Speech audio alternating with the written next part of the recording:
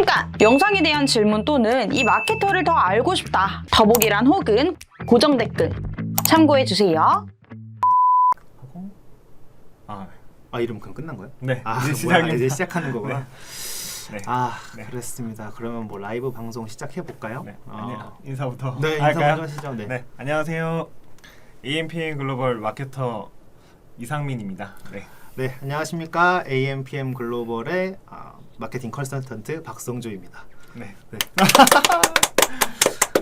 네. 오늘 라이브 주제는 메타 본사에 다녀와서, 그러니까 저희가 2023년 2분기 메타 부트캠프를 한번 다녀오면서 거기서 들었던 내용들 한번 공유해보고자 이렇게 라이브 방송을 하게 됐습니다. 저 이게 사실 요즘에 메타나 이런 거에 대한 말이 되게 많거든요. 네. 뭐 이제 뭐 퍼포먼스 마케팅은 뭐 망했다라든지 네. 메타가 너무 로아스가 안 나와요. 어떻게 네. 해야 돼요? 그래서 사실상 메타에서도 그런 고민이 굉장히 많을 텐데 저희가 사실 전주잖아요. 네. 네, 전주에 다녀왔기 때문에 정말 따끈따끈한 내용들로 많이 준비를 해놨고 관련해서는 뭐 메타 관련해서 내용으로 이제 질문을 주셔도 좋고 그게 아니라 다른 내용이어도 뭐 어떤 내용이든 일단 전달해 주시면 저희가 이 자리에서 바로바로 답변 드리면서 저희가 준비한 내용까지 다 전달 드리도록 하겠습니다. 네. 네, 일단은 저희가 가져온 주제는 크게 세 가지로 그쵸, 나눌 세 수 가지죠. 있겠고, 네. 자, 첫 번째는 이제 머신러닝에 관한 이제 딥한 이야기를 한번 해볼까 싶고, 두 번째는 이제 개인 맞춤화 광고, 그래서 네. 어드밴티지 광고에 대한 이야기, 세 번째는 유저 시그널에 대한 얘기를 좀 더 해볼까 합니다. 그래서 이게 사실상 메타에서 가장 강력했던 게 지금까지 뭐 리타게팅이 된다라던가 혹은 이제 개인 맞춤형 광고들이 굉장히 잘 되어 있는 플랫폼이라고 지금까지 알려져 왔었는데 그쵸. 최근에 여러 이슈가 있었잖아요. 이제 그런 이슈들과 더불어서 메타에서 어떤 식으로 준비를 하고 있는지 그리고 메타는 어떻게 대응을 하고 있는지 차근차근 얘기해 보도록 하겠습니다. 네. 그럼 뭐 파트 1 먼저 좀 시작을 해볼까요? 그래서 이제 머신러닝에 대한 건데 머신러닝 일단 뭐 많이들 알고 계실 거예요. 어떻게 좀 알고 계실까요, 사람들이? 머신러닝 그냥 AI 그 정도로 인식하지 않을까요? 그래서 머신러닝이 사실 메타에서 하는 데는 뭐 특정 조건이나 이런 것들이 사실 존재하거든요. 머신러닝이 결국에는 우리 광고를 조금 더 효율적으로 집행해주기 위해서 메타에 존재하는 AI가 그 빨리 공부를 한다라는 개념으로 받아들이고 있는데 뭐 특정 조건이 있죠. 네. 그러니까 정의를 먼저 얘기를 하자면은 이제 유저들이 만든 시그널과 이제 수집하게 되는 데이터를 통해서 스스로 학습하는 그치. 인공지능 시스템이라고 이제 설명드릴 수 있는데 이 머신러닝이 돌아가는데 최적화 기간이란 게 존재를 하게 됩니다. 맞아요. 네. 그래서 보통 약 7일 정도 각 이벤트별 최적화 기준을 통과하게 되면 이제 정상적인 머신러닝이 돌아간다라고 얘기를 해드릴 수 있는데 그 최적화 기준은 트래픽 캠페인의 경우에는 이제 1000회, 그 다음에 구매의 경우에는 50회 정도가 최적화 이벤트 기준입니다. 그래서 이런 최적화 기준을 벗어나게 되면 이제 그 이후에는 아예 머신러닝이 안 돌아가는 게 아니라 조금씩 변화하면서 계속해서 가동하는 개념이라고 생각하시면 될 것 같습니다. 그렇죠. 이게 사실 더 정교해진다라고 보시면 될 것 같아요. 네. 저도 가서 이제 메타 담당자가 나와서 이제 저희한테 머신러닝에 대한 개념을 설명할 때 약간 그런 것 같았어요. 방이 이렇게 있고 그 로봇 청소기 같은 게 있으면 이제 쓰레기를 하나 주울 때마다 저희가 박수를 쳐주는 거죠. 그래서 이게 전환수가 약 한 50번의 박수가 나타났을 때 이 기계가 이거를 주웠을 때 이제 그 광고주가 좋아하는구나 혹은 이 반응이 맞다라는 거를 얘가 확신을 하고 그거랑 비슷한 쓰레기들을 고르는 것처럼 우리의 소재를 반응하는 사람들한테 조금 더 잘 보여주고 그렇게 머신러닝이 완료가 된다라고 하면은 그런 사람들과 비슷한 사람들에게 더 많이 노출을 해주는 그렇게 생각을 하니까 약간 이해가 좀 빠르긴 하더라고요. 그러면은 머신러닝이 중요한 이유가 딱히 있을까요? 그렇죠. 머신러닝이 중요한 이유는 뭐 당연히 광고 효율의 증대라고 볼 수 있는데 뭐 일반적으로 저희가 생각했을 때는 머신러닝이 되고 안 되고가 막 완전히 망했다 뭐 이 정도까지 보기는 어렵지만 기본적으로 머신러닝이 성공한 그리고 뭐 소재 자체가 괜찮다라고 얘기를 하면은 광고 세트나 그러니까 성공한 광고 세트나 실패한 광고 세트 사이에 이제 CPA가 크게 좀 차이가 난다라고 보실 수 있을 것 같아요. 만약에 이거를 이게 CPA 차이가 얼마 정도 날까? 그러면 머신러닝 기간이 총 우리가 얼마 정도 비용이 소진되었나? 이거는 그 메타 비즈니스 관리자에서 광고 관리자에서 계정 개요에 네. 들어가시면은 머신러닝 기간 동안 소요된 비용 체크가 바로 가능합니다. 아 맞아, 그것도 기억나는 것 같아요. 그 메타에서 이제 얘기를 했을 때 머신러닝이 잘 돌아가면 이제 뭐 사용했던 비용 중에서 머신러닝에 썼던 금액이 20% 이하였다라고 하면 이제 머신러닝이 좀 잘 돌아갔다고 보고 40% 이상이다라고 하면은 실질적으로 이제 머신러닝이 그렇게 잘 되지 않았다라고 얘기를 한 것 같은데, 이런 거를 기준으로 봤을 때 잘된 광고 세트하고 잘못된 광고 세트 간에 이제 CPA가 크다, 뭐 전환당 단가가 이제 좀 차이가 많이 난다, 이런 식으로 이제 설명을 하더라고요. 그러니까 우리가 봤을 때는 우리 소재나 우리 제품이 머신러닝을 했을 때 전체 기간 안에서 광고 비용으로 그 머신러닝 비율을 줄이는 게 이게 좀 중요하다라고 좀 보여지거든요. 네네. 크게 머신러닝의 활동을 저희가 광고 관리자에서 확인해 보면 그 광고 세트에서 확인하실 수 있는데 그쵸. 세 개로 보통 나눠지게 됩니다. 첫 번째는 활동 중, 두 번째는 머신러닝 진행 중, 세 번째는 제한된 머신러닝으로 표시가 됩니다. 맞아요. 첫 번째로 활동 중의 경우에는 이제 안전하게 머신러닝이 잘 돌아가고 있다라고 이제 말씀드릴 수 있을 것 같고, 머신러닝 진행 중이라고 하면은 이제 광고를 새로 만들었거나 아니면 기존 광고 세트를 좀 크게 바뀌었거나 그렇죠. 그렇게 한 경우에는 머신러닝이 재가동되면서 신규 머신러닝이 진행 중이다라고 맞아요. 말씀을 드리는 거고, 세 번째로 제한된 머신러닝의 경우에는 신규 게재하고 이제 광고 세트를 변경했을 때 7일 동안 최적화 이벤트를 얻지 못해서 최적화 이벤트를 얻지 못해서 성과 개선이 좀 어렵다 할 경우에 이렇게 제한된 머신러닝이라고 표시가 뜨게 되는데, 근데 이제 말이 제한되었다고 해서 이게 페널티 같은 거라고 생각하실 수도 있는데 그건 아니죠. 사실. 네, 그건 아니죠. 네. 페널티는 아니고 그냥 단순히 이 광고가 조금 더 효율적으로 일어날 수 있는데 그게 지금 작동되지 않았다라는 어떤 일종의 알림? 네, 맞습니다. 이제 약간 그런 정도로 주의, 커션 정도로 보시면 될 것 같고, 네네. 실제로 이제 너네 광고 세트 별로야, 그러니까 뭐 효율을 억제해야겠다, 제한해야겠다, 이런 의미에서 제한된 머신러닝은 아니라는 거죠. 그래서 그런 부분에 있어서는 이제 크게 오해는 하지 않으셨으면 좋겠고, 다만 우리가 조금 더 광고 세트의 성과를 개선할 수 있는 부분이 있다, 이런 정도로 이해를 하시면은 제한된 머신러닝이라는 거에 대한 오해는 조금 풀 수 있을 것 같습니다. 그러면 저희가 머신러닝을 빠르게 최적화하는 팁 같은 게 조금 있을까요? 팁 되게 중요하죠. 팁이 중요한데, 뭐 이제 일단 메타에서 저희한테 이제 설명해 주기로는 이제 타겟을 좀 잘 잡아야 된다 그래요. 그래서 예를 들면 우리가 보통은 이제 광고 세팅을 할 때 나이대도 많이 쪼개보고 관심사도 많이 쪼개보고 이런 식으로 막 극한으로 쪼개시는 분들도 있고, 되게 뭐 뭉뚱거려서 뭉탱이 이렇게 세팅을 하시는 분들도 있는데, 어떤 세팅 같은 경우에 예를 들면 세트 안에 타겟이 서로 겹치는 경우가 있더라고요. 그러니까 이거를 이제 메타에서는 경매 중복이라는 단어로 표현을 하는데, 이렇게 이제 광고 세트 간에 타겟들이 겹치게 되면은 사실 이제 머신러닝이 최적화하는데 좀 방해를 받는다고 맞습니다. 하더라고요. 네네. 그렇기 때문에 이런 부분에 있어서 경매 중복 상태를 최대한 제거해 주는 것, 맞습니다. 그것이 우리 광고 세트가 조금 더 빠르게 머신러닝을 할 수 있는 하나의 팁이라고 볼 수 있겠죠. 이런 경매 중복의 경우에는 그 광고 관리자에서 타겟 탭에서 타겟 중복을 선택하시면 이제 중복이 얼마나 되는지 이제 알려줄 수도 있고, 이런 중복을 해결할 수 있는 근본적인 이제 방법으로는 각 광고 세트를 묶어버리면 됩니다. 그렇죠. 그러니까 요거를 조금 더 간단하게 얘기하면은 머신러닝 최적화 꿀팁. 이렇게 해서 일단 1번 광고 세트 내 타겟 수정.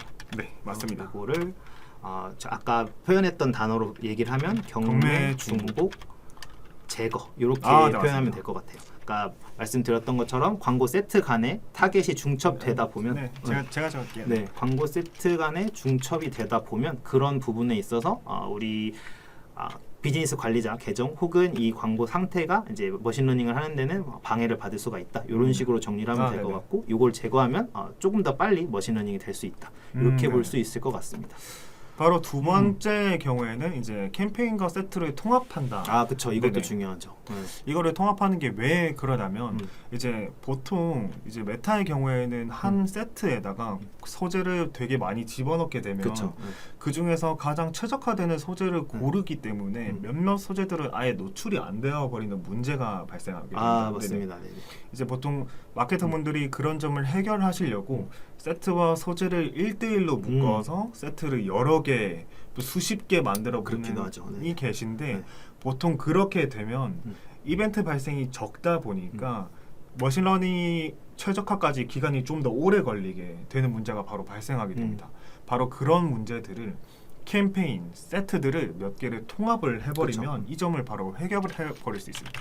자, 그래서 메타에서 이제 담당자가 와서 설명을 해줄 때는 이런 예시를 들더라고요. 뭐 과일로 예를 들면 이제 뭐 사과, 바나나, 뭐 딸기, 키위, 수박 뭐 이런 식으로 그룹별로 다 쪼개는 거예요. 그걸 그룹별로 쪼개가지고 실제 진행을 해보면 예를 들면 그 저희가 이제 50개의 전환이 일어나야 그 아무래도 머신러닝이 일어날 수 있다라고 봤을 때 한 캠페인에 예를 들면 5개 광고 세트 각각 10개씩 전환 캠페인이 발생을 했다고 전환 이벤트가 발생을 했다라고 하면 사실상 어떻게 보면 큰 틀에서는 50개인데 이 광고 세트 하나 단위로 보면 아직까지 10개의 이벤트만 발생을 했던 거기 때문에 머신러닝이 돌아갈 조건을 충족하지 못했던 거죠. 그런 의미에 있어서 메타의 광고자들은 최대한 이렇게 너무 세세하게 쪼개기보다는 어느 정도 캠페인이나 세트를 조금 통합해서 운영하는 것이 네네. 조금 더 빠르게 머신러닝을 할 수 있는 방법이다라고 네네. 제안을 하긴 했어요. 네. 네. 거기서 가장 추천하는 개수 같은 경우에는 세트 5개까지 통합하는 그쵸. 거를 추천을 했었습니다. 네. 그래서 이런 부분에 있어서 이거는 이제 메타에서 직접 얘기했던 네. 부분들이기 때문에 실제로 세팅을 하시거나 혹은 이제 세팅 내에 뭔가 문제가 있을 때는 너무 세분화를 하시는 것보다는 어떻게 보면 한 번은 조금 좁혀가지고 세트를 한 5개 내외 정도로 만들어서 머신러닝 한번 시켜보시는 것도 좀 괜찮은 네네. 방법이라고 아, 생각이 네, 듭니다. 맞습니다. 네, 그런 것들까지 있었죠. 일단은 그러니까 메타에서 얘기했던 건 그런 거였고 또 네. 다음 팁이 뭐가 있을까요? 다음 팁은 아무래도 아까 조금 전에도 언급을 하긴 했었는데 바로 수정을 최소화하는 아, 그렇죠, 방법입니다. 그렇죠. 네. 수정 최소화. 그러니까 어떤 거를 수정이라고 그럴까요? 얘네가 말했던 최소화하라는. 크게는 보통 소재, 예를 들면 문구를 변경한다던가 그렇죠. 이미지 동영상들을 변경했을 때 머신러닝이 아예 초기화돼 버립니다. 그렇죠. 네. 네, 그런 부분 또 그리고 예산도 크게 많이 알고들 계실 텐데 근데 저는 항상 그거를 알고 있었는데 근데 이번 부트캠프에서 담당자님이 말씀하시는 거는 예산은 그렇게 크게 맞아요. 의미는 없다라고 하시더라고요. 전 되게 맞아요. 저 그 부분 너무 되게 되게 놀랐어요. 조금 네. 놀랐던 게 이게 약간 한간에 떠드는 얘기로 봤을 때는 저는 제가 이제 아름아름 들었을 때는 실제 예를 들면 캠페인 그러니까 광고 소재에 세트에 예를 들면 10만 원을 해놨을 때 여기서 이제 20% 25% 이상 변경을 하게 되면 뭐 10만 원이라 그랬으니까 2만 원에서 2만 5천 원 이상 그러니까 만 한 5천 원 정도 가면은 머신러닝이 다시 돈다라고 이제 흔히들 알고 있어요. 저도 그렇게 알고 있었는데 실제 부트캠프에 가서 이제 메타 측의 설명을 들었을 때는 물론 이제 광고 예산을 변경하는 거는 이제 수정에 속하긴 하지만 머신러닝을 제한할 정도로 아주 큰 변화는 아니다라고 얘기를 하긴 했거든요. 그런 부분에 있어서는 확실히 좀 담당자나 이제 그 메타 측이 얘기하는 거라서 흥미롭긴 하더라고요. 거기서 추가적으로 얘기하면 거기서 그 이유에 대해서도 말씀을 해주셨는데 왜 그러냐면 예산의 경우에는 저희가 광고를 하고 있었던 모수를 바탕으로 다시 광고를 하는 거기 때문에 예산은 그냥 타겟 모수를 늘려버리는 거라 늘려버리거나 줄여버리는 거라 좁히는. 네. 그래서 머신러닝의 초기화에 크게 영향은 없다라고 얘기를 하시더라고요. 그래서 예산 같은 거는 이제 수정에 이제 크게 영향을 미치진 않지만 아까 말씀드렸던 이제 광고 소재 변경이라던가 아니면 광고 소재 외에 저희가 쓰는 이제 텍스트, TND 이런 것들 그리고 뭐 원래는 배너였는데 동영상으로 바꾼다던가 아니면 이런 변경들을 하셨을 때 머신러닝이 다시 돌거나 혹은 더 안 좋아질 수 있으므로 수정은 처음에 최소화하는 게 좋다라는 게 이제 머신러닝 최적화 꿀팁 중 하나였습니다. 네, 맞습니다. 네.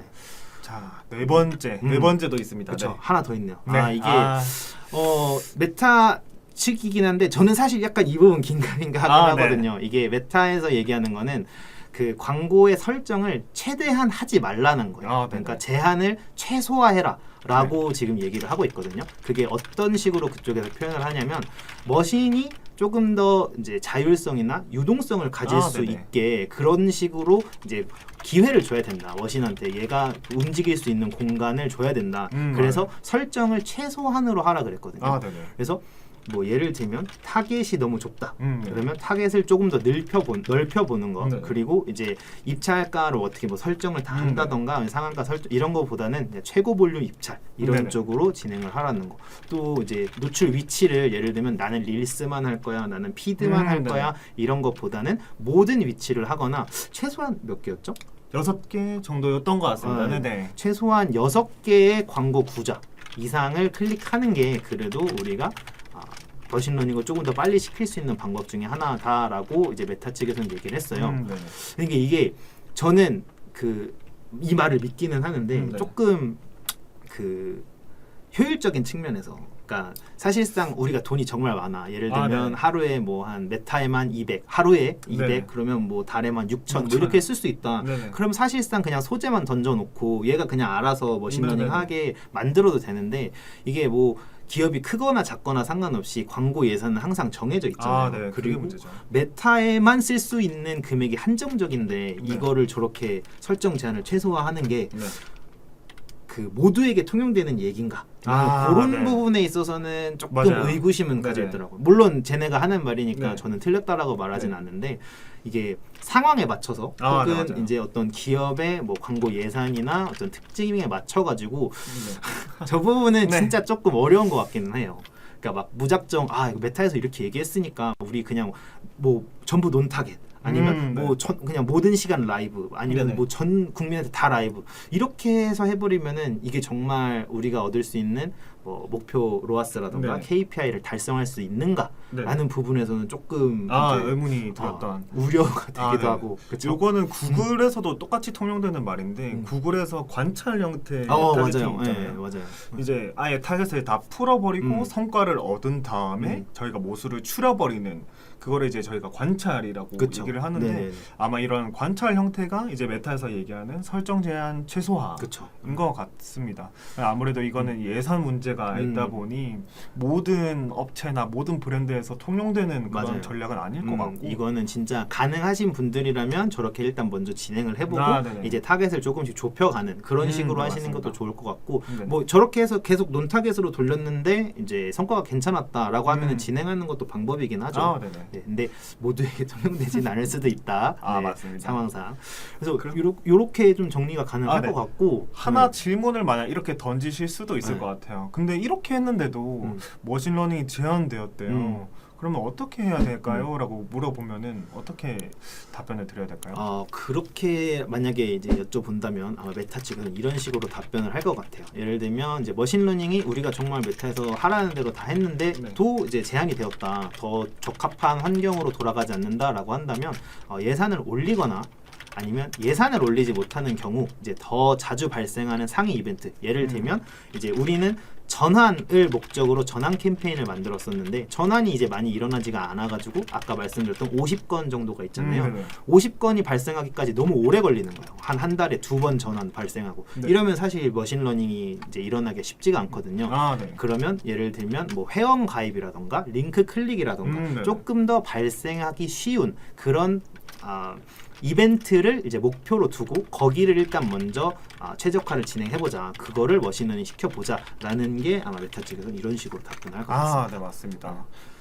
그래서 가장 최적화되는 부분의 핵심이 이제 최적화 개수가 얼마나 되냐. 그렇죠. 사실 이제 그렇죠. 요거를 얼마나 빠르게 달성하는지가 제일 중요한 거라서 저희가 뭐 세트를 묶는다든지 모든 이런 설명들을 다 통용해서 그냥 한 세트에 최적화 이벤트를 많이 발생시키자.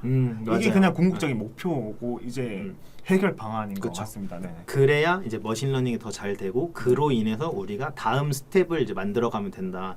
아까도 이제 상위 이벤트로 가자라고 했으니까 상위 이벤트까지 일단 머신러닝 시켜놓고 거기에서 이제 한 단계씩 뎁스를 안으로 들어가면 되는 거죠. 클릭이어서 클릭 다음에는 뭐 회원 가입이고 회원 다음에는 뭐 이런 장바구니 그리고 전환 이런 식으로 세트를 이제 크게 잡았다가 좁게 잡았다가 점점 더 넓혀가는 방향으로 세팅을 해봐라라는 게 아마 메타 측에서 알려주는 머신러닝 꿀팁 중에 하나라고 보면 될 것 같습니다. 맞는 것 같습니다. 네. 네.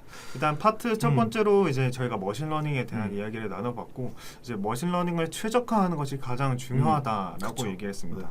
이게 이제 가장 중요한 머신러닝을 빠르게 탈출해야 하는 이 이유는 머신러닝 단계에서는 성과가 굉장히 불안정하고 이제 결과당 비용이 굉장히 높기 때문에 그렇죠. 빠르게 안정적이게 이 단계를 벗어나는 것이 광고 성과를 높이는 데 가장 중요하다라고 말씀을 드릴 수 있는 거고요. 네, 그러니까 그냥 쉽게 말하면 얘네가 더 빨리 일해서 더 좋은 타겟한테 더 네. 많이 보여준다. 그러니까 네네. 머신러닝 단계를 빨리 해결하고 네네. 이 머신이 계속 학습을 할 거기 때문에 네. 얘가 최소한의 조건을 맞춰주고 거기서 조금씩 더 광고 성과를 올려보겠다라는 게 이제 메타의 설명이니까 네. 우리는 최소한 이제 일주일 안에 50건 혹은 이제 뭐 트래픽 기준으로는 뭐 1000건 정도의 클릭이 일어날 수 있도록 광고를 이제 세팅하는 것이 중요하다라고 네네. 보여지고요. 맞습니다. 이 정도 하면은 이제 기본적인 이제 머신러닝에 대한 개념은 얼추 설명을 드렸던 맞습니다. 것 같습니다. 자 이제 다음 파트로 한번 넘어가 보도록 하겠습니다. 질문 있으면 언제든지 주시고요. 네, 질문 있으면 언제든 주세요. 저희가 너무 저희 얘기에 집중을 해버려가지고. 네. 자, 파트 2. 파트 2는 이제 개인 맞춤형 광고입니다. 개인 맞춤형 광고에서 특별히 어드밴테이지 플러스 이제 솔루션 그렇죠. 들. 자, 요거에 대해서 얘기를 좀 많이 정보를 많이 얻어왔습니다. 그렇죠. 네네. 이게 사실 저는 개인적으로 메타 부트 캠프에 참가했을 때 이 파트가 제일 좋았던 것 같아요. 네네. 이 파트가 이제 저희 같이 퍼포먼스를 내야 되는 마케터 입장에서는 저렇게 세팅을 하거나 저런 이제 광고 상품을 사용했을 때 우리 광고주의 로아스라던가 혹은 목표하는 KPI 달성하는 게 좀 더 좋겠다라는 네. 생각이 정말 많이 들어서 이게 이제 해당되시는 광고주 분들은 아마 한번 시도를 해보시거나 저희한테 문의 주시면 저희가 이제 네네. 세팅해드릴 것 같고 네네. 이제 관련해서 조금씩 얘기를 해봐야겠죠. 네네. 자, 개인 맞춤화 광고가 필요한 이유가 그거를 먼저 우리가 서론으로 얘기를 해보자면 그쵸. 자, 오늘날에는 이제 유저 개개인이 광고를 일단 싫어하는 것 같아요. 아. 노출되는 광고를 굉장히 싫어하고 그리고 광고가 노출되더라도 본인의 관심사에 맞는 광고만 노출되기를 원하세요. 그러니까 전체적인 퍼포먼스는 항상 날이 갈수록 떨어지게 되고 그렇죠. 그러다 보니까 메타에서 이거를 강구하다가 어떤 솔루션을 내놓았냐 안경이 똑같으시다고. 네, 맞습니다. 안경 주요입니다 오늘. 네. 자, 바로 그 솔루션이 메타 어드밴테이지 솔루션이라고 합니다. 자, 메타 어드밴테이지 솔루션은 크게 두 가지로 나뉘게 됩니다. 바로 ASC와 ACA라고 나눕니다. 네. 풀어서 설명을 하면 네. ASC 같은 경우에는 어드밴테이지 쇼핑 캠페인이고요. 네. 그리고 ACA 같은 경우에는 어드밴테이지 카탈로그 캠페인입니다. 네. 그래서 이렇게 일단은 두 가지 광고 상품에 대해서 저희가 이제 소개를 좀 해드리고 네네. 같이 말씀을 드리려고 해요. 네. 일단 그러면 앞에 있던 거 ASC가 뭘까부터 말씀을 좀 드려야겠죠. 네네. 자, ASC는 기존 개념과는 조금 다른 머신러닝을 사용하는 개념입니다. 왜냐하면 기존의 전환 캠페인의 경우 이제 저희가 타겟을 정해서 뭐 그쵸. 전환이 일어나도록 이렇게 저희가 직접 설정을 하지만 ACS의 경우 ASC ASC. 헷갈리네요. 네. ASC의 경우 틀렸어요. 네. ASC의 경우에는 기존 전환 캠페인의 모수를 바탕으로 이제 광고를 하게 되는 거예요. 그렇죠. 그러니까 저희가 타겟을 설정할 필요가 없어요. 그렇죠. 세트 설정도 할 필요 없이 캠페인과 소재만 설정하게 되면 알아서 광고가 되게 되는.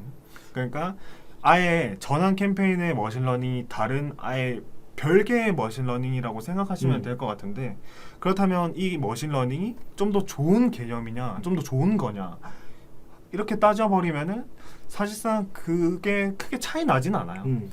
차이 나진 않은 그 성능 자체가 좋다라고 얘기를 할 수는 없지만 그냥 아예 별개의 머신러닝이 동시에 작동한다. 그래서 ASC를 보다 더 잘 활용하려면 기존 전환 캠페인과 이제 ASC를 좀 더 같이 쓰는 방향을 강구해야 된다라고 말씀을 해주셨어요. 그렇죠. 그러니까 약간 이렇게 생각하시면 될 것 같아요. 기존의 전환 캠페인이랑 관련된 머신러닝이 하나가 있고 네. ASC랑 관련된 이제 이제 그 머신러닝이 하나가 더 생기는 거죠. 그러니까 투 트랙으로 진행이 된다라고 보시면 더 좋을 네네, 것 맞습니다. 같고 네. 기본적으로 ASC 같은 경우에는 아예 그냥 맨 땅에 처음부터 ASC로 세팅을 할 수 있는 게 아니라 네. 예를 들면 우리가 픽셀 설치하고 전환 캠페인을 돌려가지고 이 전환 캠페인이 머신러닝이 잘 돌아가고 있다라는 가정하에 ASC 캠페인이 세팅이 가능하신 거예요. 네네. 그러니까 그냥 뭐 막상 나는 페이스북 광고 시작할 거야. 근데 쇼핑 캠페인 좋다고 들었던 것 같아. 네네. 해봐야지 절대 세팅이 안 됩니다. 네. 그런 경우는 세팅이 안 되고 네네. 즉 뭐 트래픽 발생시키고 전환이 어느 정도 일어난 픽셀이 존재했을 때 그 픽셀에 쌓인 모수를 바탕으로 ASC 캠페인이 이제 돌아갈 수 있다. 네. 이렇게 보시면 좀 좋을 것 같아요. 네. 쉽게 표현하자면 광고 관리자에 들어가서 그냥 처음 만드셔서 광고 관리자에 들어가셔서 캠페인을 만들게 되면 캠페인 단에서 목표를 판매로 설정하시고 만들게 되면 그냥 바로 넘어가게 되면서 남들이 보이는 어드밴티지 쇼핑 캠페인을 만들 수가 없습니다. 맞아요. 만들 수가 없습니다. 왜 처음에. 그러냐면 아까도 얘기했듯이 전환 캠페인을 통해 얻은 모수를 바탕으로 ASC를 돌리기 때문에 전환 캠페인에 얻은 모수가 어느 정도 쌓인 후에 이 ASC가 활성화되고 그쵸. 그 이후에 캠페인 세팅이 가능한데 그 캠페인을 기존 전환 캠페인과 같이 그렇죠. 시너지 효과를 내면서 돌아가게 되는 겁니다. 그래서 메타 측에서는 일단 그 전환 캠페인까지 먼저 만들어 놓고 여기서 우리가 ASC 캠페인을 할 수 있다라고 한다면 두 가지를 같이 하는 거를 더 추천하기는 해요.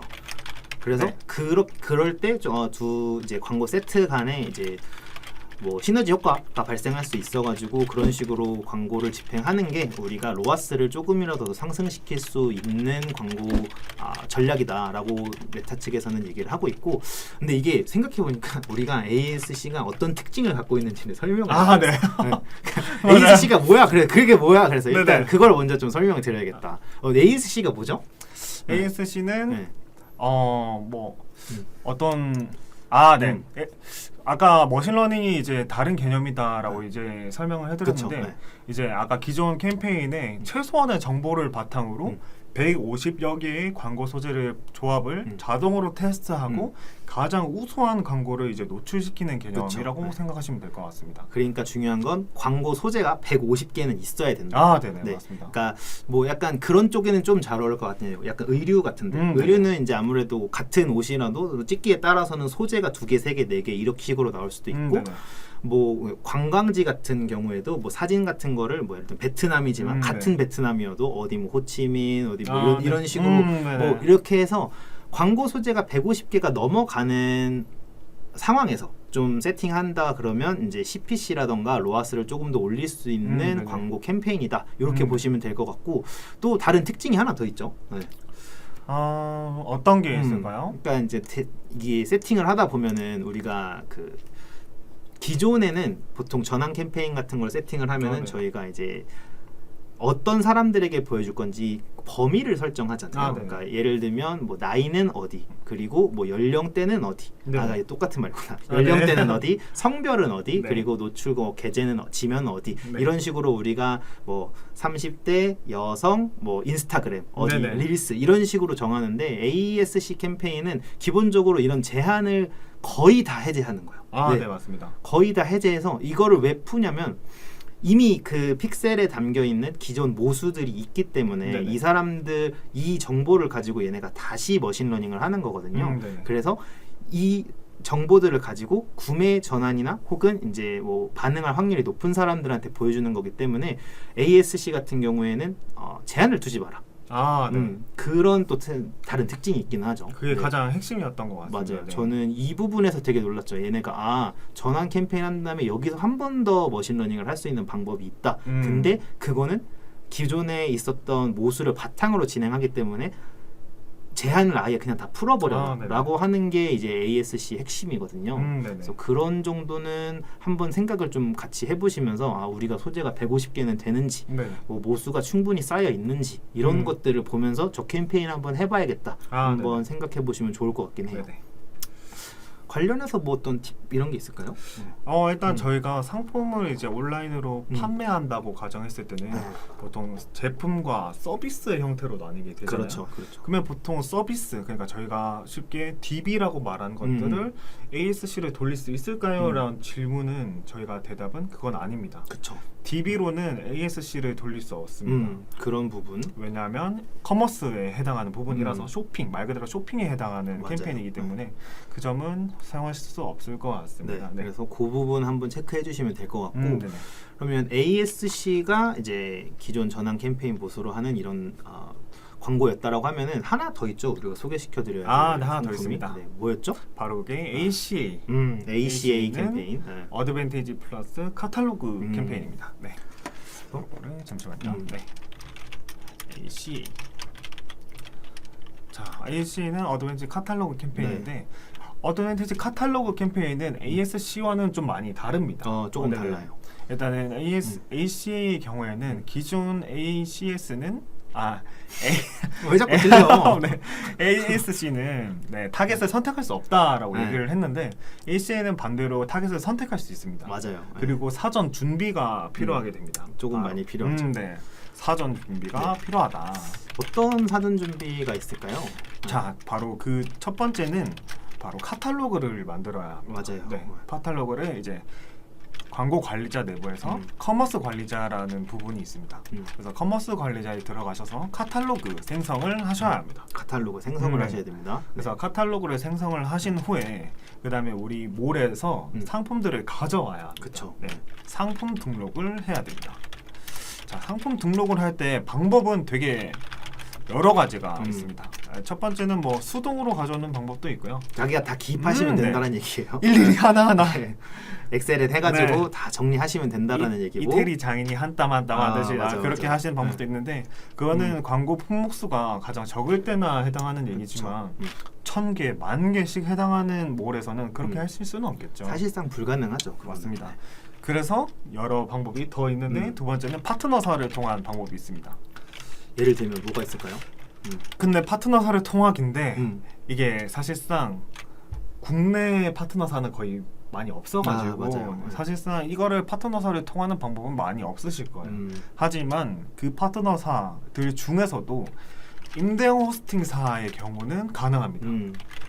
예를 들면 뭐 카페24라든지 네. 예를 들면 고도몰이라든지 아이맥이라든지 같은데 이런 데서는 카탈로그를 내부에서 생성할 수 있고 그 정보를 기입만 하게 되면 픽셀을 통해서 자연스럽게 픽셀이 아니라 메타 내부에서 그 파일을 통해서 가져올 수 있다. 그러니까 아마 처음에 저 임대용 호스팅사를 이제 거기에다가 상품 등록을 하셨을 거잖아요. 그러니까 그 정보가 이제 페이스북과 연동이 좀 잘 되어 있어가지고 페이스북에서 파트너사를 통해서 해당 정보들을 가져올 수 있다. 이 정도로 이해를 하시면은 아마 뭐 일일이 기입하시는 것보다 훨씬 나으실 거라고 보시고. 네, 맞습니다. 네. 그리고 세 번째가 하나 더 있는데 이거는 픽셀을 통해서도 가능합니다.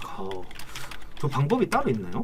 픽셀은 기존에 사용하시는 픽셀을 바탕으로 등록을 하시면 되는데 대신에 픽셀은 보통 픽셀을 공통 스크립트만 설치하시는 분들이 많이 계신데 그렇게 아니라 상품마다 각각 픽셀이 심어져 있고 전환값이 다 심어져 있는 상태에서 그런 가져올 수 있습니다. 그러니까 선택적으로 가져올 수 있는, 그러니까 설명을 하자면 선택적으로, 그러니까 추가 스크립트, 추가 전환값 이 필요합니다. 저게 설정되어 있는 상황에서만. 예를 들면서 어떤 A 상품이 팔리거나 콘텐츠 조회를 하게 되면 그 상품을 저희 쪽 카탈로그로 가져오게 됩니다. 그렇죠. 그러면은 이제 문제점이 하나 있겠죠. 어떤 게 있을까요? 모든 카탈로그에, 그러니까 저희의 모든 상품들을 페이스북에 카탈로그에 올리려면 얘네가 모두 이벤트 발생이 되어야지만 올릴 수 있을 텐데 그러면은 언제 그걸 다 기다리고 있을까요? 그러니까요. 그러면 사실상 어렵죠. 시간이 너무 오래 걸립니다. 네, 오래 아마 걸린다. 그런 건 될 것 같아요. 그러니까 메인 제품들 같은 경우에는 네네. 아무래도 우리가 중점적으로 광고를 하는 제품들은 뭐 당연히 트래픽 발생도 많이 할 거고 전환 발생도 많이 할 거라서 네. 그런 경우는 이제 만약에 뭐 저런 픽스에 설치가 되어 있다라고 하면은 불러오는 것 자체는 그렇게 어렵지는 아, 않겠죠. 네, 맞습니다. 근데 이제 문제는 나머지 것들 우리가 서브로 혹은 광고를 돌리지 않아서 은근히 좀 빛을 못 보고 있는 제품들 같은 경우에는 불러오는 게 좀 불가능할 수도 있다. 네. 이렇게 말씀을 드리면 될 것 같고 그러면 이제 상품 등록을 어떻게 다 했다 하면은 이제 ACA 할 수 있나요 하면 아직 맞아요. 방법이 더 남았습니다. 네. 이게 아, 좀 네, 너무 오래 걸립니다. 맞아요. 네. 생각보다 오래 걸리는데 자, 그러면 이제 제품 세트를 등록을 하셔야 됩니다. 맞아요. 이제 상품들을 이제 등록을 했으니까 이 상품들의 카테고리를 묶어줘야 그쵸? 됩니다. 예를 들면 옷 같은 거를 판다고 치면 상의, 하의, 뭐 치마, 뭐 이런 식으로 카테고리별로도 나눌 수 있고 남자 옷, 여자 옷 이렇게 나눌 수도 있겠고 아니면은 인기 상품 이런 것들로도 나눌 수 있습니다. 심지어 색상으로도 나와요. 네, 맞습니다. 색상을 이제 웬만하면은 같은 사이즈에 예를 들면 뭐 엑스라지 아, 사이즈인데 네네. 어떤 건 흰 티, 어떤 건 파란 티, 어떤 건 뭐 검은색 티 이러면은 네네. 그런 것도 제품 세트를 네네. 묶어줘야 된다라고 하더라고요. 어차피 뭐 수동으로도 다 묶어줄 수 있어서 네, 그거는 입맛 그렇죠. 입맛에 따라 자기의 선택에 따라서 편하신 대로 네. 자, 이제 제품 세트까지 만들었어요. 한 가지가 더 남았습니다. 네. 마지막 일치율을 따져야 합니다. 네. 일치율이란 이제 가져온 제품의 컨텐츠 조회 아니면 구매 이런 전환값들이 실제로 우리 발생한 이벤트랑 일치하냐. 그쵸. 네. 이 일치율을 따지는 건데 보통 이제 이 일치율은 커머스 관리자에서 이벤트를 통해서 확인하실 수 있는데 일정 %가 넘어야지만 ACA를 하시는 게 도움이 됩니다. 맞아요. 그러니까 당장 여기 일치율을 고려하지 않더라도 캠페인을 만들 수는 있지만 이게 효과적인 광고가 될 수는 없거든요. 그러니까 머신러닝이 좀 제한된 상태랑 똑같다라고 보시면 네, 될 것 맞습니다. 같아요. 일치율이 이제 예를 들면 뭐 한 50% 아래다. 그러면 네. 사실상 이제 내가 불러온 데이터 값이랑 그리고 실제로 우리가 광고하는 값이 이제 매칭이 잘 안 된다라는 네. 얘기랑 똑같은 맞습니다. 거거든요. 네네. 그래서 그런 상황일 때는 당연히 이제 머신러닝이 제대로 돌아가지 않을 거고 네. 광고 성과가 아무래도 개선되기보다는 좀 하락할 가능성이 높겠죠. 맞습니다. 그래서 메타에서 제시한 일정 %가 있었는데 바로 그게 퍼센트가 몇 % 정도였죠? 90% 이상. 네. 네. 90% 일치율은 이상. 네. 90% 이상. 네. 이어야지만 어드밴티지 카탈로그 캠페인을 하는데 문제가 없다. 그쵸. 정확한 모수를 가지고 이제 캠페인 운영이 가능하다라고 할 수 있습니다. 자, 이제 모든 준비가 다 끝났습니다. 드디어 캠페인 세팅이 가능합니다. 자, 이제 ACA를 하기 위해서 카탈로그를 만들게 되면 이제 여러 가지 추가 기능들이 생기게 됩니다. 그렇죠. 네. 예를 들면 ACA가 아니더라도 기존 전환 캠페인에서 상품의 태그 같은 것도 달 수가 있습니다. 걸 수 있죠. 네. 뭐 이 제품은 할인을 하고 있고 가격은 얼마고. 그래서 모바일로 보시면은 이제 상품에다가 탭을 하시게 되면 이제 밑에 부가 정보가 뜨는 걸 보실 수가 있으실 거예요. 바로 그게 카탈로그를 만들었을 때, 그러니까 카탈로그 만들고 상품을 등록했을 때 보실 수 있는 거라고 생각하시면 됩니다. 자, 이제 드디어 카탈로그 캠페인을 만들어 보겠습니다. 그러면 네, 어렵습니다. 네. 자, 타겟은 아까도 말씀드렸다시피 그냥 일반 전환 캠페인과 마찬가지로 설정이 필요합니다. 가능합니다. 네, 일반 전환 캠페인과 비슷하게 아니면 똑같이 설정을 그래도 하셔야 되죠. 됩니다. 네네. 네. 설정해야 합니다. 네. 광고 세트도 마찬가지로 별개로 다 나누셔도 되고 아니면 그게 전환 모수가 좀 수집이 안 된다 싶으면은 하나로 뭉치거나 일정 정도 네. 뭉치거나 네. 네, 세트도 뭉치거나 적당히 흩뿌리기. 그러면은 이게 그냥 일반 이제 전환 캠페인이랑 크게 다르진 않네요. 맞습니다. 단지 이제 이 캠페인을 준비하기 위해 한 작업들이 조금 번거롭다라는 거지. 네네. 이 캠페인을 운영하는 방식 자체는 일반적인 전환 캠페인을 하는 거랑 똑같다. 네, 혹은 맞습니다. 비슷하다. 이렇게 맞습니다. 생각할 수 있겠네요. 네. 그러니까 일반적인 전환 캠페인이랑 크게 차이가 없네요라고 하실 수도 있을 것 같아요. 그럴 수 있죠. 네. 네. 그러실 수도 있는데 ACA도 마찬가지로 일정 머신러닝이 전환 캠페인과는 조금 다른 머신러닝이 굴러가기 때문에 그렇죠. 일반적인 전환 캠페인에 비해서 로아스나 CPA가 보다 개선되었다라는 지표가 굉장히 많습니다. 네. 메타 측에서 제공하기로. 네. 네.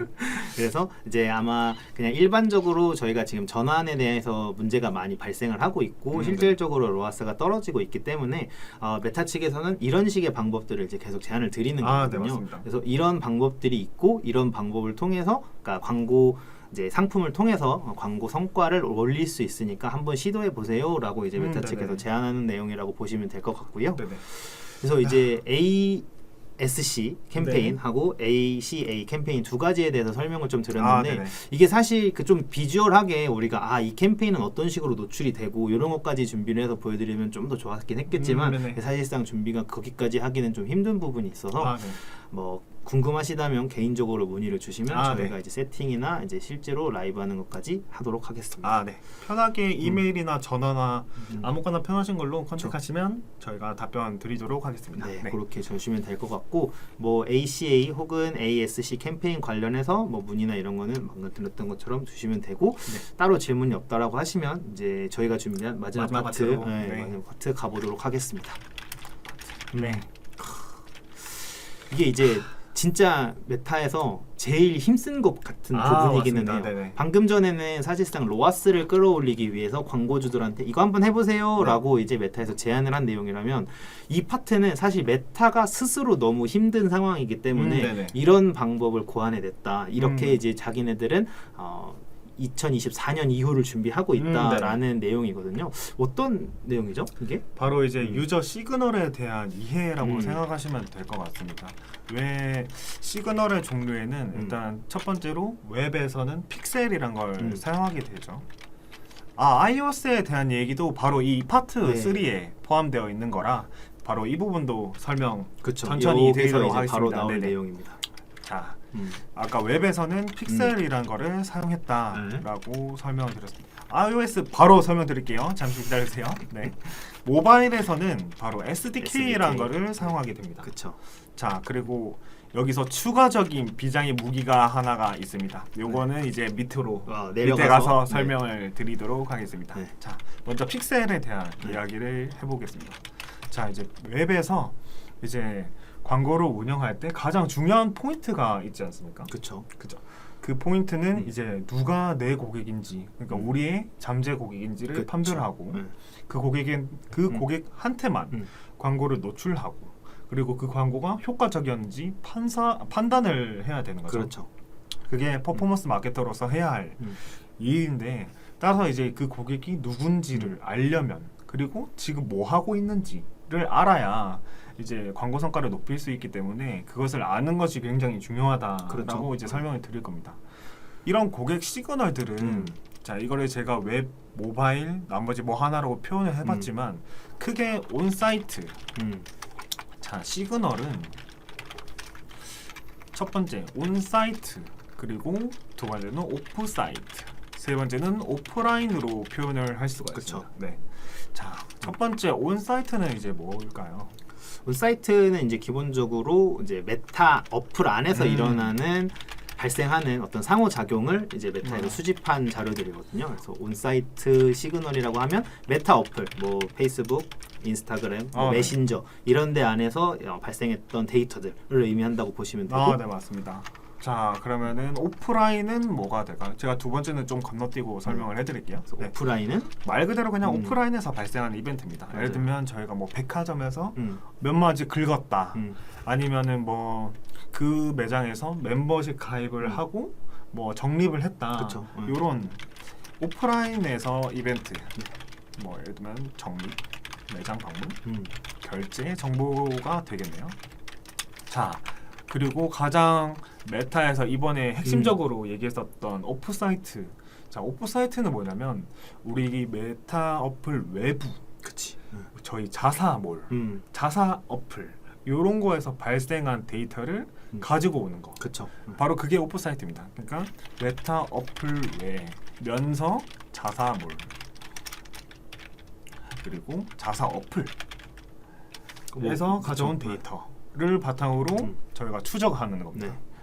네. 그래서 이게 우리가 아까 이제 뭐 픽셀이라던가 그 앱 같으면 이제 SDK라고 말씀을 드렸는데 네. 이런 거를 이제 뭐 PC 같은가 이제 웹 같은 경우에는 저희가 픽셀을 설치를 하고 앱 네네. 같은 경우에는 SDK를 설치를 하잖아요. 네네. 그 장치들을 통해서 이제 오프사이트 데이터들을 이제 긁어온다라고 네네. 생각을 하면 되시는데 네네. 관련해서 이제 픽셀 같은 경우는 이제 스크립트잖아요. 맞죠. 코딩으로 네. 만들어진 스크립트고 SDK는 이제 앱에 들어가는 코드라고 보시면 네, 되는데 맞습니다. 이 코드들을 통해서 어떤 사람들이 그 웹이나 앱에서 어떤 활동들을 했는지, 뭐 어디 방문을 했고, 뭐 결제는 했는지 안 했는지, 얼마나 거기서 머물렀는지, 뭐 장바구니에 담았는지 네. 안 담았는지 이런 정보들을 가지고 온다. 네네. 그래서 이런 픽셀이나 아니면 SDK의 경우에는 이제 표준 이벤트를 설정을 먼저 하게 됩니다. 그쵸. 예를 들면 방문이라든지 구매 아니면 뭐 문의 같은 그런 것도 표준 이벤트가 되겠죠. 그런 거 되겠죠. 그리고 저희가 뭐 좀 세세한 이벤트를 알 수는 없을까요? 라고 이제 물어보시면은 바로 이제 맞춤 전환, 그쵸. 맞춤 이벤트 설정을 통해서 바로 측정이 가능하게 됩니다.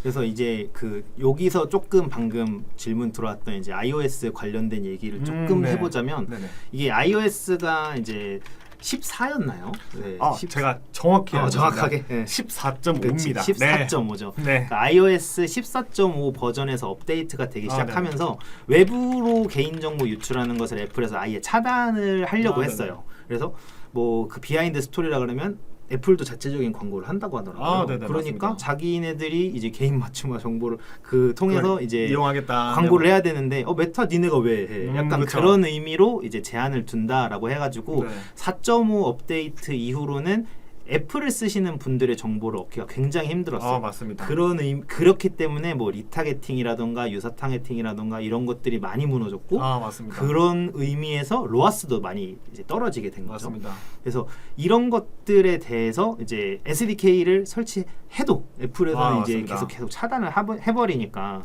이제 이러면 우리는 어떻게 해야 되냐?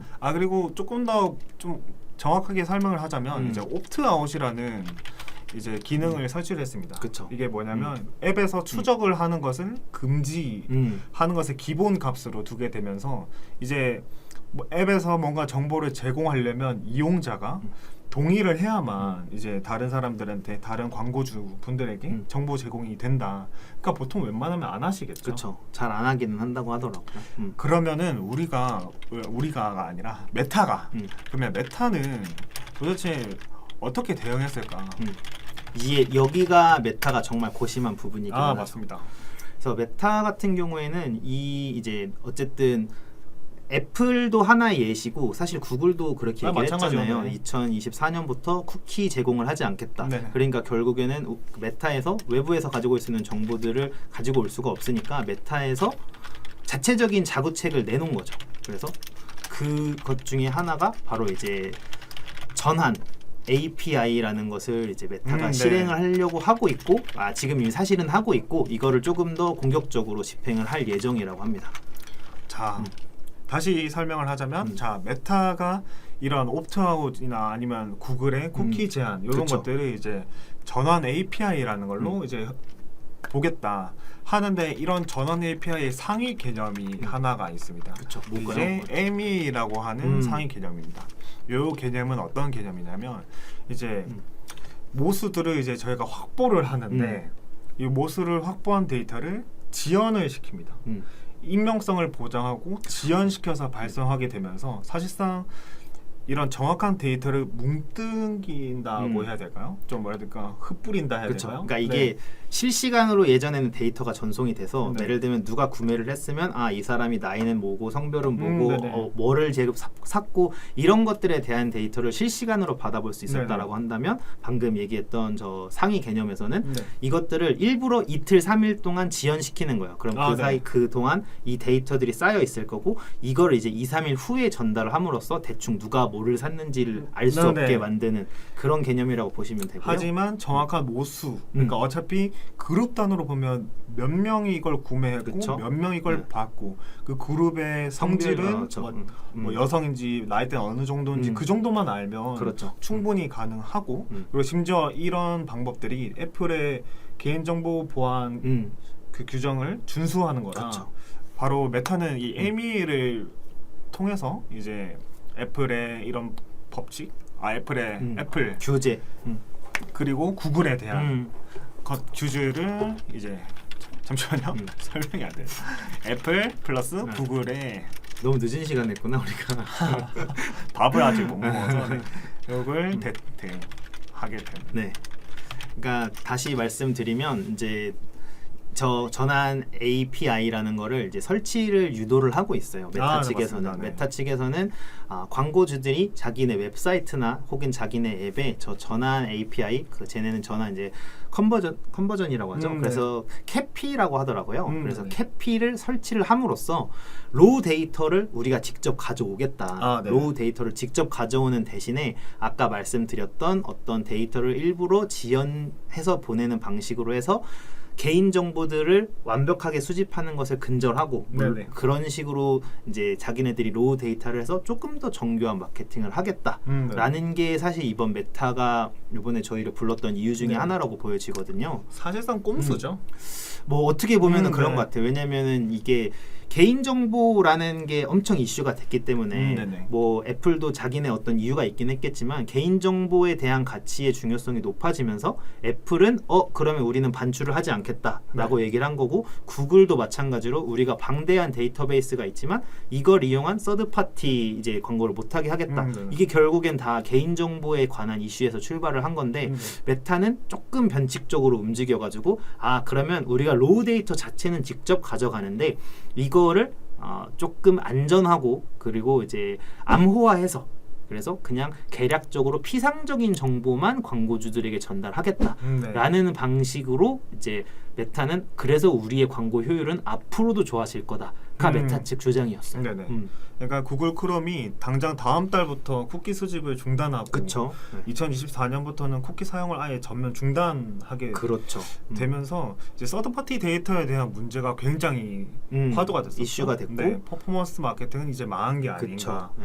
이제 이거를 이제 메타는 AMA 그 중에서도 전환 API라는 걸로 이제 대응을 하겠다라고 했는데 전환 API의 정의를 좀 설명을 해드리자면, 그렇죠, 중요하죠. 서버에서 직접 데이터를 공유할 수 있도록 하는 데이터 메타 비즈니스 도구라고 생각하시면 되고, 바로 이런 게 퍼스트 파티 데이터로서 이제 활용을 하겠다, 바로 이런 겁니다. 그래서 그쵸. 퍼스트 파티 데이터로 자기네들이 직접 수집해서 이제 암호화 해가지고 그냥 계략적인 정보를 전달해서 광고 효율을 계속 높여가겠다, 혹은 이제 추락시키지 않겠다라는 게 이제 메타가 지금 준비하고 있는 이제 쿠키리스 시대의 메타의 대응법 정도라고 보시면 될 것 같아요. 네, 그래서 보통 많은 기업들이 특히 큰 기업일수록 퍼스트 파티 데이터가 정말 방대하잖아요. 그렇죠. 근데 이 방대한 퍼스트 파티 데이터를 가지고 활용을 많이 못하는 분들이 많이 계시거든요. 그렇죠. 바로 이런 문제를 전환 API로 부르는 캐피라는 솔루션을 통해서 이제 해결할 수 있다라고 이제 메타 측에서는 이제 제시를 했었습니다. 야, 우리가 지금 당장에는 아직까지는 쿠키가 사용이 가능하고 뭐 리타게팅, 유타게팅이 가능하니까 요 문제가 지금은 뭐 수면 아래나 혹은 약간 수면 정도까지 올라온 상황인데, 당장 이제 다음 달부터 이제 쿠키 수집 안 하고 당장 반년 후에 이제 뭐 리타게팅이나 유저 타게팅이 기존과 같은 방식으로 안 돌아간다고 하면은 메타가 사실 좀 큰 무기를 가지고 있는 거긴 하거든요. 그쵸, 왜냐면은 걔네들은 기업이나 혹은 이제 광고주들과 직접적인 연동을 함으로써 데이터는 자기네들이 가져가겠다. 대신 안전하게 가공해서 전달해주겠다. 그리고 광고주는 그 정보를 바탕으로 이제 광고 성과를 올리거나 혹은 뭐 판단을 빨리 하실 수 있게 할 수 있는 방법이라서. 메타에서는 사실 이 갈고 있는 것 같아요. 이거 맞아요. 지금 되게 중요하게 생각하고 있는 것 같고, 이 파트에서 뭐 조금 이제 기술적인 부분에서 졸리기는 했지만 들어보면은 굉장히 여기서는 앞으로의 시대를 그런 식으로 헤쳐 나가겠구나라고 천명한 거랑 거의 다름이 없다라고 봤기 때문에 실질적으로 메타는 이제 구글이나 뭐 iOS를 넘어서서 자기네들은 이런 식으로 집행을 하겠다까지 얘기했다라는 거를 저희가 좀 전달드릴 수 있을 것 같고, 실제로 저거 지금 진행하고 계시잖아요. 아, 네. 전환 KPI를 네. 전환 API를 실제로 제가 부트캠프를 듣고 와서 그 다음 날 네. 바로 설정을 해봤었습니다. 어떻다고 하세요, 광고주께서? 일단은 전환이 좀 더 잘 측정되었다라고 하세요. 그러니까 전환이 누락된 것들이 픽셀만 사용했을 때 전환이 누락되었던 것들이 전환 API를 설치함으로써 정확하게 측정이 되면서 이제 누락되는 부분이 삭제되는 거죠. 그쵸. 아, 요 말을 저희가 빼놨었네요. 어떤 거요? 아, 그러면은 저희가 픽셀이랑 개념이랑 그러면은 우리가 이렇게 많이 열심히 설명한 전원 API랑 비슷한 거 아니냐? 아, 그쵸. 그러면 하나만 쓰면 되는 거 아니냐? 라고 하실 했을 수 때 있는데 메타의 대답은 둘 다 써야 된다고. 그치, 둘 다 써야 된다. 된다고 합니다. 네. 네. 픽셀과 KP는 그냥 전환 API는 함께 사용하는 것. 네. 함께하는 것이라. 네. 왜 함께하는 것이라고 하냐면 픽셀에서의 데이터를 가져온 것 그리고 전환 API를 통해서 가져온 데이터를 가지고 서로 비교한 다음에 이제 같이 내놓기 때문에 보다 정확한 데이터를 그쵸. 네. 제공할 수 있다라고 이제 설명을 해드린 거죠. 근데 대신에 그렇게 되면 중복되는 데이터가 있지 않나요?라고 이제 하실 수 있는데 바로 그런 부분은 중복 제거 기능을 통해서 기술적인 부분으로 그냥 해결을 한다 그렇게 네. 얘기를 했고 뭐 조금 첨언을 하자면 픽셀로 예를 들면 우리가 안경을 썼다라고 했을 때 1.0의 시력이 됐을 때 캐피까지 쓰면 난시 교정 플러스 약 1.1에 1.2의 시력 아, 약간 맞습니다. 네. 약간 이런 느낌으로 지금 얘기를 하고 있어요. 아, 네네. 그래서 그 캐피를 설치를 했을 때 픽셀을 제거하지 말고 왜냐하면 픽셀이 워낙 지금까지 머신러닝이나 이런 것들이 시스템이 잘 되어 있었기 때문에 네. 픽셀은 계속해서 유지를 하되 캐피를 추가함으로써 지금 우리가 놓치고 있는 혹은 우리한테 조금 더 안 잡혔던 데이터들을 정확하게 잡을 수 있다 네. 라고 해서 메타 같은 경우에는 이 두 가지를 같이 사용하는 것을 권장하고 있고 캐피가 또 이제 그 전환 자체에서 그 사람들이 놓치고 있었던 데이터들을 조금 더 보완해주는 기능이 강하다고 해요. 그래서 이제 예전에 픽셀에서만 확인할 수 있었던 데이터에서 추가적인 데이터도 조금 볼 수 있다라고 하니까 설치를 하라 이런 말이죠. 네. 네, 설치를 그리고 하라, 전환 이거. API 같은 경우에는 이제 픽셀과 마찬가지로 표준 이벤트뿐만 아니라 맞춤 매개 변수를 맞아요. 설정함으로써 이제 세세한 이벤트들도 측정할 수 있기 때문에 좀 사용하시는 거를 좀 권장드립니다. 그리고 앞으로 그러니까 이거를 왜 자꾸 설명을 드리냐면 결국에는 우리 기업들이 뭐 다음 달에부터 온라인 광고를 안 할 거 아니고 내년에 온라인 광고를 안 할 거 아닌데 네.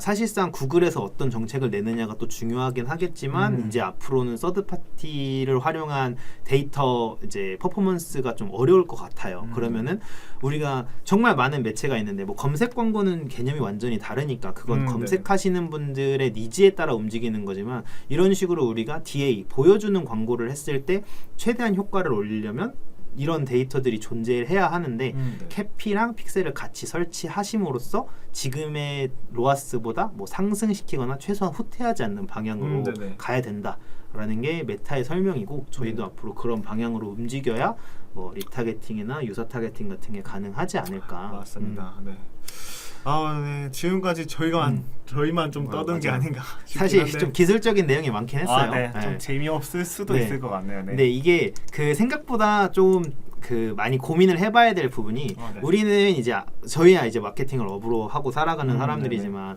앞으로 마케팅에 들어오실 분들이거나 혹은 지금 마케팅을 하고 있는데 문제가 조금 많이 발생한 경우 이런 경우에는 사실상 좀 도움이 필요하거든요. 그래서 어떻게 해야 되지? 그리고 앞으로 이제 온라인 시장에 뭐 대격변이 일어날 거라는데 나는 거기서 어떻게 움직여야 되지? 이런 부분에 있어서 뭐 도움이 받고 싶으시다거나 혹은 어떤 이제 자문을 구하고 싶다라고 하시면은 저희 AMPM 글로벌 이상민 마케터와 이제 박성주 컨설턴트한테 문의를 주시면 지금도 뭐 물어보실 거 있으시면은 댓글로 그냥 편하게 남겨주시면 답변 드리겠습니다. 네. 그래서 사실 이제 메타를 갔을 때 기대를 별로 안 하고 갔어요. 저는 왜냐면은 뭐 별거 없겠지. 근데 왜냐면은 구글이야 뭐 메타보다 훨씬 큰 이제 플랫폼이기도 하고 워낙 이제 강력한 뭐 유튜브라던가 자기네 구글 애즈라던가 이런 시스템이 잘 돼 있어서 구글은 아쉬울 거 없거든요. 그렇죠. 구글 뭐 크롬도 있고 다 있으니까 자기네는 아쉬울 게 없는데 메타는 사실 독립된 앱이기도 하고 이 그 사람들의 수요가 조금씩 줄어들고 있다라는 연구들도 많이 있더라고요. 그래서 이제 광고 성과가 줄어드는 거 아니냐 이런 얘기가 외부에서도 있고 내부에서도 있는데 그거를 이제 타파하기 위해서 진짜 연구를 많이 한 것 같아서 가서 들었을 때는 뭐 말씀드렸지만 기술적인 내용은 좀 졸렸는데 네, 이런 내용들은 사실상 우리가 알고 있으면 앞으로 우리가 한 달 후에 어떻게 액션을 해야 되고 6개월 후에 그러니까 내년이죠. 내년 후에 어떻게 액션을 해야 되는지 그런 부분을 우리가 한 번쯤 생각할 수 있는 시간이 아니었나. 그리고 메타에서 추가적으로 얘기한 게 있었는데 저희가 일부러 좀 지루하실까봐 빼놓은 컨텐츠도 좀 하나 있었습니다. 뭐 이제 브랜드에 대해서 어떻게 뭐 측정을 할 것인가, 뭐 상품에 대해서 너네 뭐 시장 내에서 위치는 어떻게 되는 것인가 그런 부분들이 있는데. 잠시만요. 제가 좀 적겠습니다. 자, 이건 저희가 빼놓은 그냥 숨겨진 파트라고 보시면 될 것 같네요. 진 파트. 네, 파트 4. 자, 바로 첫 번째는 BLS와 두 번째는 CLS라는 부분입니다. 자, 이 B랑 C를 떼고 보면 LS가 동일하잖아요. 자, 이 LS는 리프트 스터디라고 하는 내용입니다. 그러니까 브랜드에 대한 인지도를 어떻게 측정을 할 것이냐. 예를 들면 브랜드의 선호도는 얼마나 되는 것인가. 그런 것들을 종합적으로 측정하는 건데 자꾸 첫 번째로 BLS의 경우에는 이제 설문조사 형태로 진행이 됩니다. 맞아요. 그러니까 페이스북이나 인스타그램을 하시면 가끔씩 설문조사 같은 걸 보실 수도 있을 것 같아요. 이건 어떻게 생각하시나요? 라던가 이런 광고를 보신 적 있으신가요? 이런 질문들. 보통 뭐 예를 들면 나이키에 대해서 어떻게 생각하시나요? 좋은 브랜드라고 생각하시나요? 광고를 보셨을 때 구매하고 싶으셨나요? 이런 것들에 대한 설문조사. 이런 것들은 자, 이거 저희가 좀 얘기를 일부러 안 한 이유도 좀 있었습니다. 왜 그러냐면 브랜드의 설문조사를 할 정도면 그 브랜드가 입지가 굉장히 높아야 한다는 거죠. 그러니까 어느 정도 브랜드 위치가 있어야 하고 자, 첫 번째는 브랜드 인지도가 매우 높아야 함. 두 번째는 가격 측면도 이거는 한 번 더 이따가 설명하고 오케이. 두 번째 전제사항이 하나 더 있는데 메타 광고를 하고 있어야 합니다. 맞아요. 메타 광고를 그것도 일정 금액 이상 거기서 얘기하는 게 2천만 원 그러니까 월 기준입니다. 월 기준 2천만 원 이상 사용하는 계정이어야만 한다고 합니다. 그러니까 메타 광고를 충분히 많이 돌리고 있는 상태에서 우리 브랜드가 어느 정도 위치에 있는지를 알아봅시다. 맞습니다. 세 번째, 이게 제가 이 주제를 안 가져왔었던 이유긴 한데 가격이 좀 너무 셉니다. 얼마였죠? 두 가지가 있는데 자, 첫 번째는 이제 2만 달러죠. 2만 달러면 얼마죠? 2천만 원, 2천 좀 더 되나요? 2,500만 원 2,500 정도 되는 것 같은데. 가격이 2,500만 원에서 5천만 원. 4만 불이었죠? 네, 4만이었으니까 5천만 원. 이게 가격이 너무 비싸다 보니까 일반적인 기업들은 많이 못 하실 거예요. 그러니까 너무 제한된 브랜드에 대한 솔루션이다 보니 저희가 사실 일부러 안 가져왔었던 이유도 있긴 합니다. CLS도 이거랑 마찬가지로 동일합니다. CLS도 마찬가지로 CLS는 설문조사 설문조사 형태처럼 이제 브랜드 선호도를 알기 위함인데 다른 경쟁사들을 통해서 브랜드 인지도가 얼마 정도 되는지 좀 간접적으로 아는 거고 요것도 마찬가지로 가격 이것도 가격이 이거는 BLS보다 조금 싸긴 하지만 제가 들었기로 1,000에서 2,000이었나요? 맞아요. 그 정도는 내린다고 그랬어요.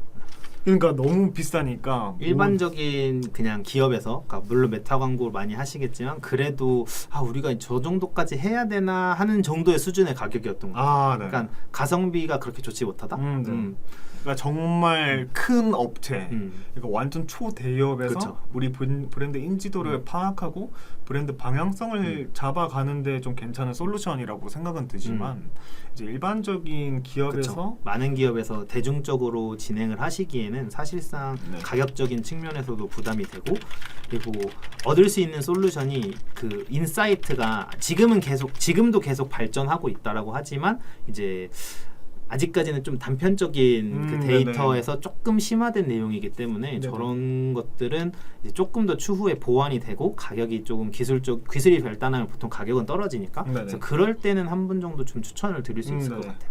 아, 요것들 만약에 관심 있으시다면 음. 저희 쪽으로 문의 주셔도 되는데 두 가지 방법이 있습니다.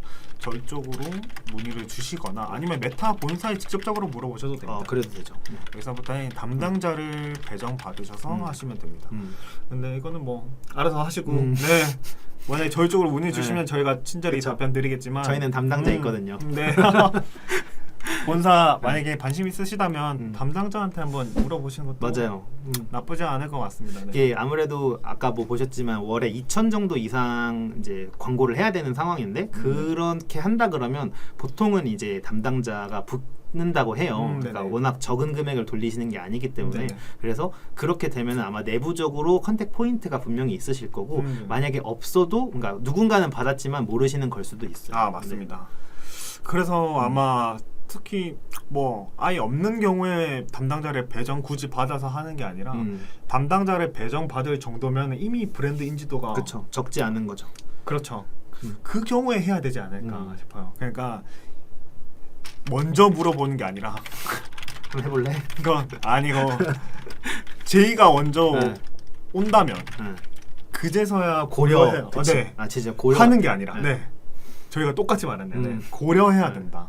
이게 신뢰도가 높은 솔루션이라고 보기에는 솔직히 그 메타 담당자님의 얘기를 들어도 좀 의문이 좀 들었거든요. 아직까지는. 단편적인 것 같아요. 그러니까 저 그 방법론 자체는 과학적으로 뭐 예를 들면 실험실에서 일반적으로 쓰는 과학 기법을 바탕으로 했다. 뭐 저희는 그런 걸 의심하는 건 아닌데 네. 현재는 약간 이제 기초적인 단계에서 막 이제 벗어나는 단계로 보여줘가지고 네. 지금 신청을 했을 때는 솔직히 만족할 만한 데이터를 우리가 얻을 수 있을까? 이게 그냥 내부적으로 내부에서 얻을 수 있는 데이터로 분석을 했을 때도 얻을 수 있는 수준의 데이터가 아닐까. 네네. 지금은 그런 정도로 보여지지만 이게 네. 또 빠르게 발전을 하고 또 많은 기업들이 한국 아니라 외국에서도 진행을 하다 보면은 올라올 거기 때문에 뭐 그때쯤 되면은 한번 고려해봄직 하지 않나 진행하는 거를. 네. 네네.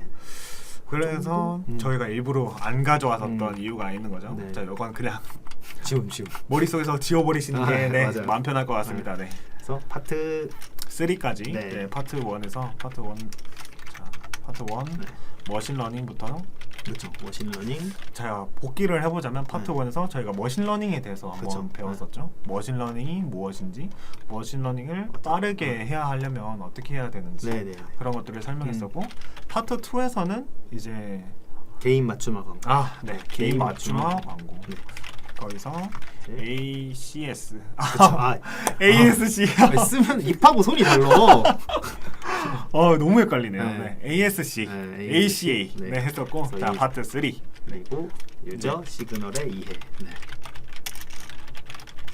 네. 네, 이렇게 여기까지. 해서 오늘 저희가 일단 가져왔던 주제에 대해서 설명을 드렸고 거의 대부분의 네. 메타 측에서 전달했던 내용을 좀 많이 전달을 드렸어요. 네네. 그래서 저희가 이 광고를 이 이제 부트캠프에서 내용을 들으면서 이 업종은 여기랑 잘 맞겠다. 혹은 이 광고주들은 이 그 개인 맞춤화 광고를 하는 것도 나쁘지 않겠다. 이런 거에 대한 얘기는 정말 많이 했었는데 일단은 저희가 메타 본사에 갔다 왔으니까 그래서 드디어 저희한테 댓글이 달렸어요. 네.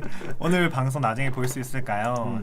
네네. 저희 나중에 다시 보기 올라오니까 그때 확인하시면 될 것 같습니다. 며칠 뒤에 올라오는 걸로 알고 있어서. 네. 그래요? 한 다음 주쯤에 네. 아니면은 방송 끝나고도 바로 다시 보기 올라오는 걸로 알고 있거든요. 그러니까 방송 끝나고도 바로 다시 보기 올라오고 나중에 편집해서 또 다시 보실 수 있으니까 네네. 설명해 주시네요. 네. 그래서 나중에 보시면 될 것 같습니다. 그렇게 하면 될 것 같고 이 내용들은 저는 개인적으로 그 메타에서 자료들을 좀 나눠 주셨어요. 맞아요. 저는 개인적으로 주말 동안 계속 다시 봤었어요. 내용이 네. 저희 광고주 분들한테 적용하면 좋을 게 너무 많았다고 생각을 맞아요. 했거든요. 네. 그래서 개인적으로 밤새도록 카탈로그 만져보고 픽셀 만져보고 이벤트 값 설정해보고 정말 많이 그리고 API 설정도 아까 말씀드렸다시피 네네네. 직접 설정도 해보면서 좀 많이 어떻게 하면 저희의 광고주 분들한테 좀 더 도움이 될 수 있지 않을까 사실 제 뒷자리거든요. 그래서 처음에 네. 이제 메타 갔다 와서 다음날 이거 해봐야겠다라고 세팅을 막 하시는데 뭐 아까 일치율 얘기도 했고 뭐 네. 일치율이 0%였어요. 처음에 세팅했을 네, 때. 맞습니다. 그래서 이제 주말에 갔다 오니까 월요일 이거 됐어요 이러면서 네. 이제 일치율 막 70% 막 이렇게까지 올라가는 걸 네네. 보면서 진짜 열심히 이제 분석하고 또 메타에서 지금 새로 내놓은 솔루션이고 앞으로 우리가 친숙해져야 할 폼이기 때문에 일단 뭐 상민 마케터가 워낙 그쪽으로 몰두를 잘 하시는 분이라서 관련해서 문의는 정말로 주시면은 잘 이제 해결해 주실 거라고 네네. 믿습니다. 자, 질문을 저희가 10분까지만 더 받고 만약에 없으면은 방송을 종료하도록 하겠습니다. 네네. 오케이. 그렇게 하실까요? 네. 네네. 좋습니다. 저희 지금 몇 명이 보고 계실까요? 없는 거 아니야 사실. 8명. 네, 많이 네, 줄어들었다. 많이 보시고 계시네요. 아까 보니까 15명 계신 것 같은데. 그래요? 네. 거기까지는 제가 확인 못해갖고 자, 일단은 메타가 그 많은 사람들이 우려를 해요. 이제 네네. 로아스가 무너지고 있다. 퍼포먼스 마케팅이 점점 이제 떨어지고 있다. 네네. 근데 그런 애도 이제 메타는 사실상 그 메타버스라는 어떤 사업체를 운영하기 위해서 돈을 벌어야 될 필요가 있고 그러면 맞습니다. 그것 중에 가장 큰 수익이 광고에서 나오거든요. 네. 그래서 메타는 이 광고를 정말로 그 성공시켜야 될 의무가 있는 상황이에요. 맞습니다. 네, 그렇기 때문에 얘네는 더 많은 솔루션을 그리고 더 정확한 솔루션을 제공할 거고 그러기 위해서는 우리도 퍼포먼스 마케터들도 이런 솔루션에 조금 더 빨리 적응을 해서 광고주들한테 더 나은 이제 개선 사례를 가져다 드리는 게 어떤 일정한 의무 같은 거기 맞습니다. 때문에 네네. 문제나 이런 게 있으시다라고 하면은 언제든지 관련해서 뭐 문의 주시고 전화 주시고 맞습니다. 오늘 주제로 얘기한 메타가 굳이 아니더라도 퍼포먼스 마케팅에 뭐 그치. 네이버나 뭐 다른 매체들도 마찬가지로 아니면은 브랜드 기획 같은 것도 네 저희 쪽으로 얘기해 주시면 질문이 하나 오셨네요. 광고 노출이 인스타그램 피드 업로드 수나 인스타그램 활동과도 관련이 있으신지. 이거에 대해서는 뭐 따로 분리를 해서 봐야 될 거긴 한데 네네. 아마 인스타그램으로만 광고를 하시는 경우가 있고 네. 이제 비즈니스 메타 이제 비즈니스 관리자 계정을 통해서 광고하시는 경우가 있는데 네네. 후자로 말씀을 드리면 이제 광고 노출이랑 인스타그램 피드 업로드수랑 네. 크게 이제 관계가 있지는 않거든요. 이거는 광고 예산 그리고 광고 세팅과 관련된 내용이기 때문에 네. 뭐 신규로 비즈니스 계정을 생성하셨다라고 네. 한다고 하면 인스타그램의 뭐 피드 수가 얼마인지 뭐 팔로워 수가 얼마인지 이거랑은 크게 무관하고 쉽게 설명드리자면 그러니까 상관은 없어요. 하지만 피드 수나 팔로워 수가 많으면은 도움은 됩니다. 긍정적인 효과는 발휘할 수 있죠. 왜냐하면 게시물 홍보를 맞아. 통해서 그런 것도 가능한 되니까. 거라 첫 번째는 이제 상관없어요. 크게 상관없어요. 상관없고 이제 가장 광고로서 크게 상관이 있는 거는 이제 예산과 타겟이 그렇지. 이제 세팅, 광고 노출이 더 많아지는 그쵸. 거죠. 네. 그러니까 타겟을 많이 하면 할수록 예산을 많이 쓸수록 노출은 많이 올라가게 되는 그쵸. 거지만 이제 저희의 메인 광고의 경우에는 그러니까 팔로워 수를 활용하는 거죠. 사실상 그 방법이 이제 인스타그램 게시물 홍보 이 방법을 통해서 기존 팔로워나 아니면 피드 수를 통해서 활용하실 수 있는 거죠. 그러니까 전혀 상관은 없지만 더 활용할 수는 있는 거죠. 그러니까 약간 뭐 플러스 알파 같은 개념으로 보시면 될 것 네, 같아요. 맞습니다. 그냥 돈 많이 쓰는 사람이 노출은 더 많이 된다. 네. 근데 이제 거기에 우리가 기존에 갖고 있던 온라인 에셋 자산들이 좀 빵빵하다 혹은 잘 갖춰져 있다. 그러면 사람들한테는 예를 들면 광고 페이지 이름이 익숙하다. 이러면은 사실상 조금 더 좋기는 하거든요. 근데 그게 직관적으로 연관이 있다라고 말씀드리기는 조금 어려울 것 같아요. 네네. 이럴 것 같습니다. 그런 내용. 또 혹시 답변이 되셨을까요? 관련해서 질문 있으시면 뭐 쭉쭉쭉 주시고. 네. 네. 전달 피드 수 많이 올렸는데 이번 달 피드 업로드 수가 적다고 해도 상관없는 거죠. 네, 맞습니다. 네. 피드는 결국엔 이제 그 계정에 대한 게시물을 몇 개를 올리느냐가 피드 수와 관련이 된 거지만 네네. 그 그 온라인 광고 자체는 사실 그 사람이 가지고 있는 계정 정보랑 무관한 거라서 네, 그렇게 이해를 하시면은 앞으로 광고 진행하실 때 피드 수는 이제 브랜딩용으로 조금 혹은 네, 이제 맞습니다. 이벤트 프로모션용으로 진행을 하시면은 도움이 많이 되실 거고요. 네. 우리 이제 뭐 예를 들면 특정 제품을 알리거나 이런 쪽으로 할 때는 이제 광고 예산이나 타겟이랑 관련이 있다. 이렇게 네. 정리하면 될 것 같습니다. 맞습니다. 네, 답변이 충분히 되셨을까 모르겠네요. 하트 네. 보내주셨어요. 그래서 네. 그런 거 하고 또 추가적으로 질문 있으시면 지금 해주시면 답변 드리고 제가 추가로 15분까지 더 우리 계속 이렇게 조금씩 네. 늘어나. 뭐가. 15분까지만 받고 네, 마무리하도록 하겠습니다. 더 늘어나셨어요. 다행이다. 다행이네요. 네. 네.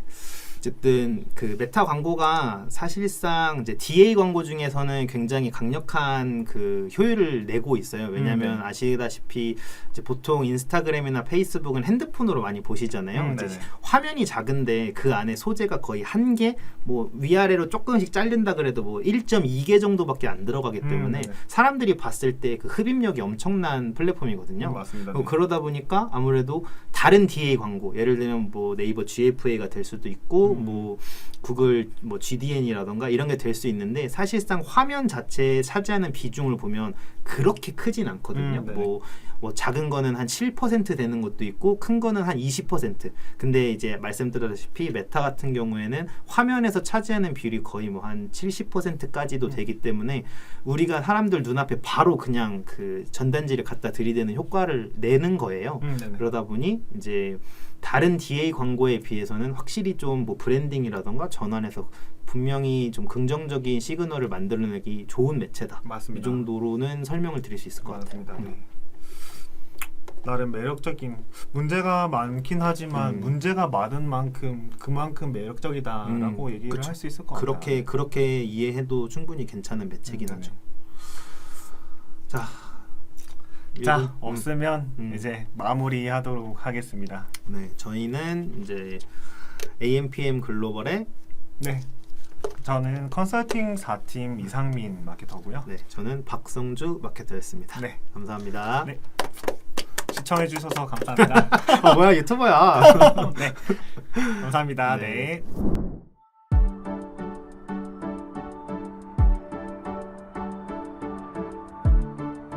구독과 좋아요는 컨텐츠 제작에 힘이 됩니다.